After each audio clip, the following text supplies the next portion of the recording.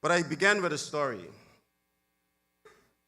A story about a little boy born in Sunlight Village off East Street. A little boy who was raised in a small community in South Beach, New Providence. A boy whose family didn't have much to offer him in the way of wealth, but one who learned early that hard work, determination, perseverance, and smarts could make all the difference in the world. Ladies and gentlemen, that little boy was me. I knew early on in life that I wanted to make a real difference in my country. And now I have come to a point in my journey where I have the opportunity to do that and more through a commitment to national service. The road to this point was not always an easy one. And today, many Bahamians are faced with similar circumstances. Unable to meet their basic needs, many of our people struggle daily to find their purpose in life. They are unable to connect with a clear vision for themselves or this country. Abject poverty, a lack of education, and a lack of opportunities for our people, and particularly our young men, continue to pose significant challenges. Rather than raise up generations of strong, driven young Bahamians, we have encouraged a culture of corruption and violence. You know, the great philosopher Aristotle once said, "Poverty is the parent of revolution and crime." Unfortunately, our country has been plagued by the latter. But I'm here to tell you tonight that a revolution will come. It is coming, it will be broadcast, and the path will be lit by this lighthouse.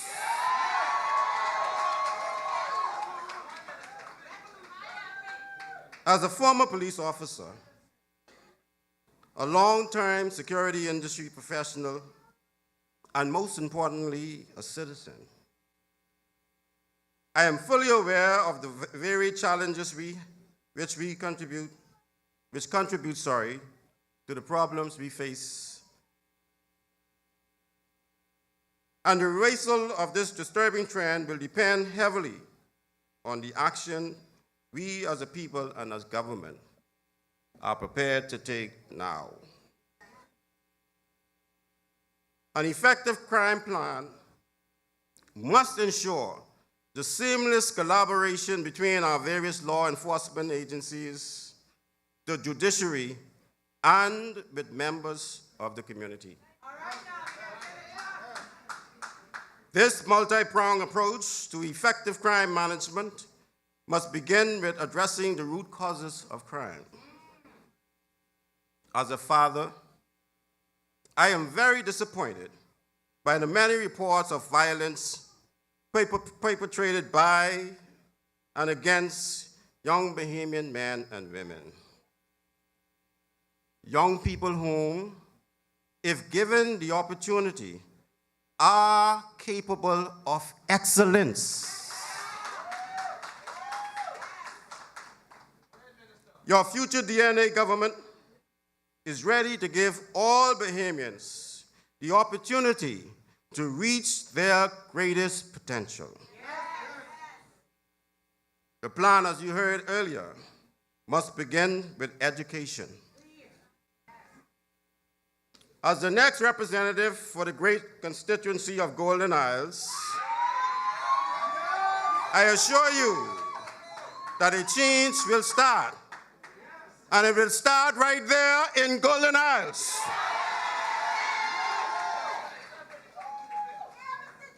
As your next MP, I pledge to leave no child behind.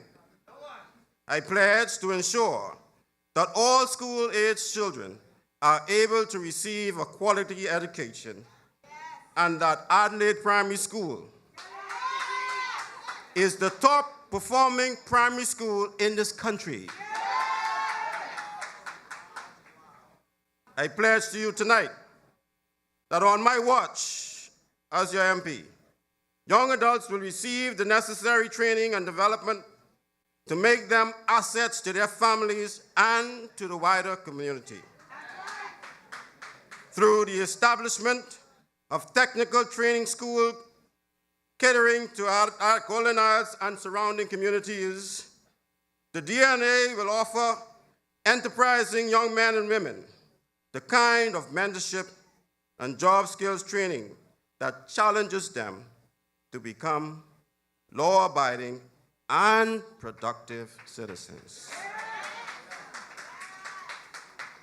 Ladies and gentlemen, through efforts geared toward education and trade development, we have the opportunity to uplift and empower generations of Bahamians. Yes, we do.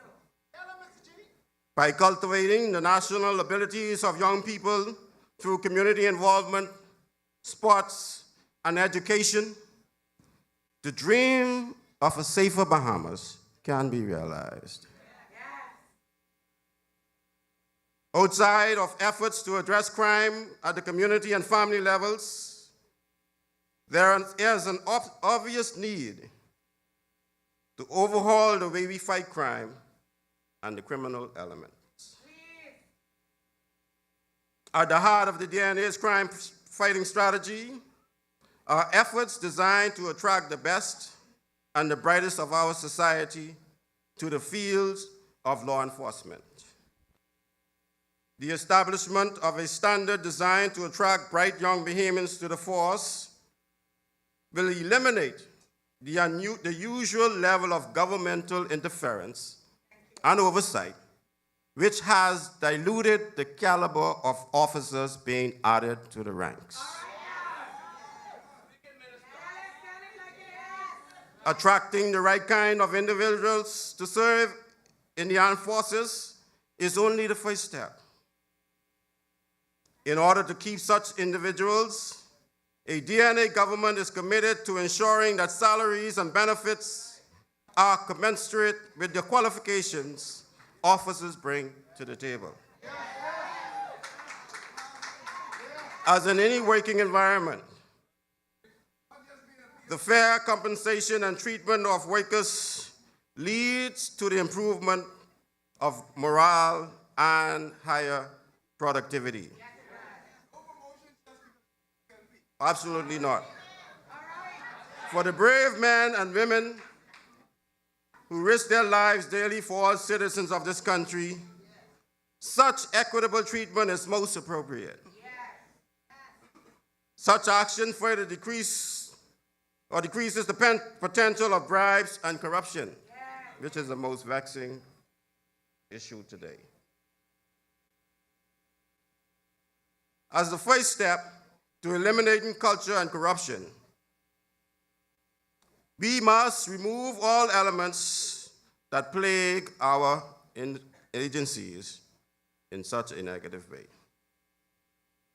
Our plan for ending the culture of criminality which currently exists will not only include the use of modern strategies to increase police visibility in our various communities, but will also require widespread reforms of the country's correctional and prison systems.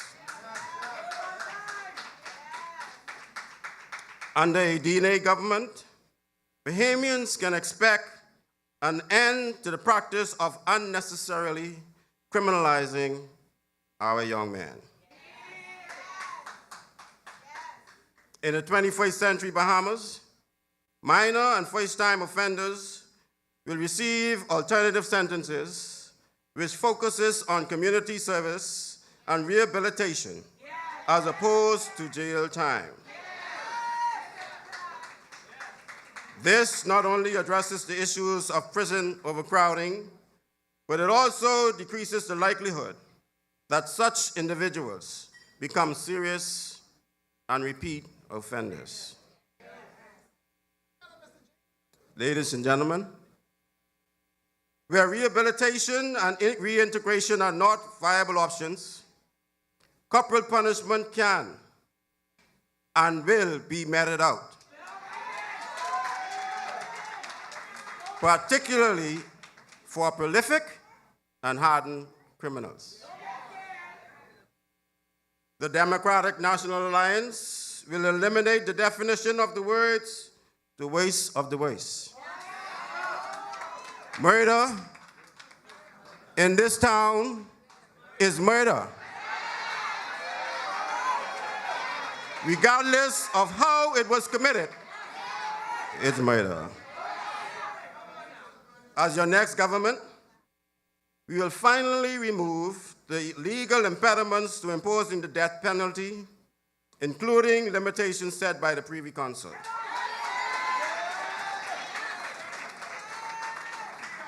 The DNA will ensure that as a sovereign nation, our laws which currently allow for corporal punishment be enforced.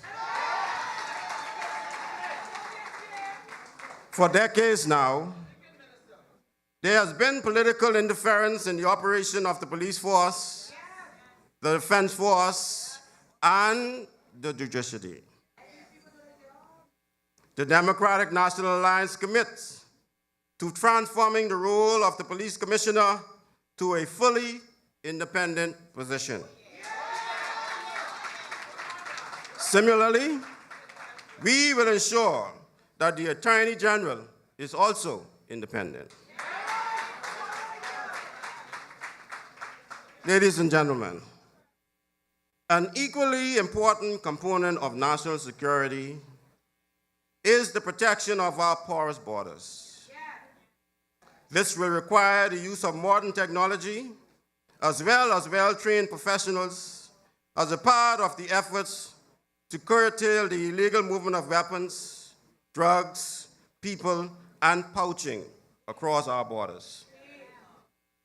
The Democratic National Alliance will improve and enhance Sandy Bottom Protocol at the forward operating base in Inagua, which will integrate a medium-class theater aerostats with a full gamut of specially designed radar, optical and thermal imaging sensors that will provide continuous wide-area maritime surveillance of Bahamian waters with integrated communications that will allow for the detection and the targeting of smuggling, illegal migration, and anti-terrorism activities prior to entering Bahamian waters. I know how to do it. I know how to do it, Brown. I know how to do it. This will in turn require heightened collaboration between Defense Force and immigration officials, as well as improvements to the various administrative mechanisms, such as biometrics, fingerprint, and photo database systems designed to keep track of repatriated migrants in an effort to prevent their illegal re-entry into the country. Further, my brothers and sisters, be assured that the DNA is committed to the protection and well-being of our nation's children from predators. Under a DNA government, we will see the full-scale enactment of Marco's Law and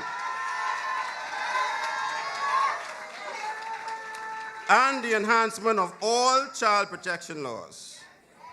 Current legislations will be updated to include a wider range of child protection objectives. This ensures that the law will move immediately to give special protection to children who may become victims of rejection, neglect, and all forms of abuse. My fellow Bahamians, the end results we seek will only come about through the planning and execution of strategic vision. My vision for Golden Isles and for the country as a whole can only be executed with your help. Over the last several months, I have heard the cries of Bahamian parents who simply want the best possible life for their children. I have heard the cries of young men and women who simply want the opportunity to leave their mark on this world. Ladies and gentlemen, we have an opportunity like no other. We have come to the proverbial fork in the road. Now is not the time for inaction. Now is the time to take back your power from the criminals and from the undesiring leaders of this country. I will repeat that for clarity. Now is the time to take back your power from criminal elements and from undeserving leaders in your country. The DNA is ready to stand for you and with you. We are ready to fight for you, not against you. Now is the time to let your voices be heard. My fellow Bahamians, your voice is your vote, and your vote is your voice. God bless you, and may God bless the Commonwealth of the Bahamas.